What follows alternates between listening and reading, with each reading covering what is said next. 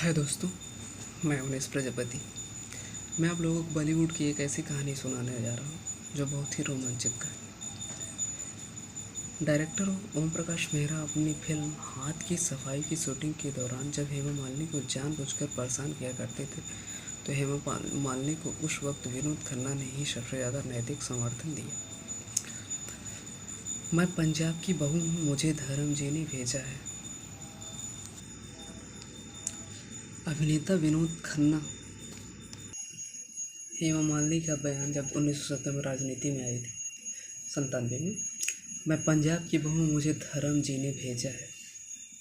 कद्दावर अभिनेता विनोद खन्ना ने 1997 में भारतीय जनता पार्टी की सदस्यता ली और लोकसभा का चुनाव पंजाब की गुरदासपुर सीट से लड़ा।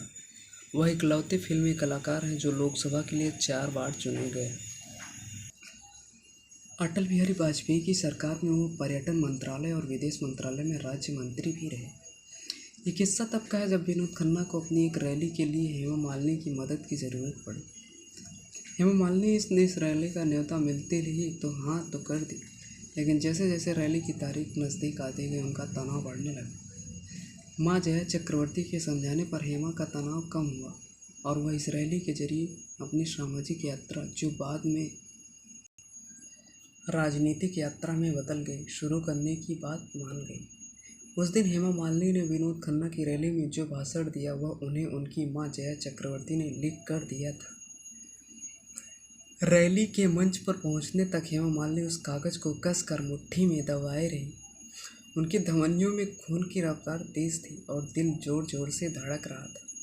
और फिर वह वक्त आया जब विनोद खन्ना ने मंच से हेमा मालिनी का परिचय रैली में मौजूद लोगों से कराया।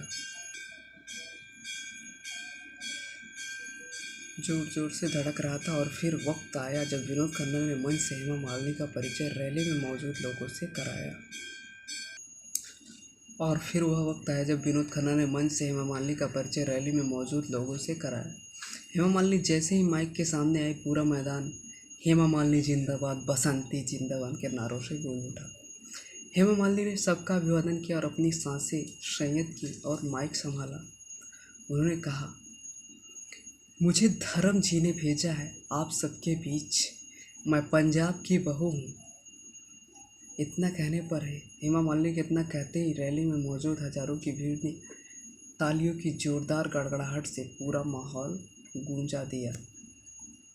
दोस्तों, जब कभी आप पहला लेक्चर दे रहे हैं आपका अपनी भीड़ के सामने, तो थोड़ा हिचकिचाहट होती है और बहुत ज़्यादा तनावपूर्ण और बहुत ज़्यादा पसीने छूटने लगते हैं, और ख़ासकर पहला रहता है, तो इस कारण से उनको भी ऐसा हुआ होगा कि राजनीति में नहीं आए हैं तो उनको कैसा लगेगा करके। तो ये थी उनकी कहानी राजनीति में आने की।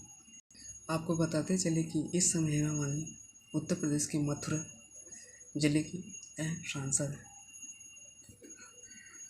बताइए, उनको राजनीति में आए हुए 23 साल हो गए। ऐसे ही जब किसी काम को हम समय देते हैं तब उसमें रम जाते हैं। तो कैसी लगी ये कहानी आपको? ये प्रेरणात्मक कहानी है। आशा करता हूँ कि आप सभी को ये कहानी अच्छी लगी हो।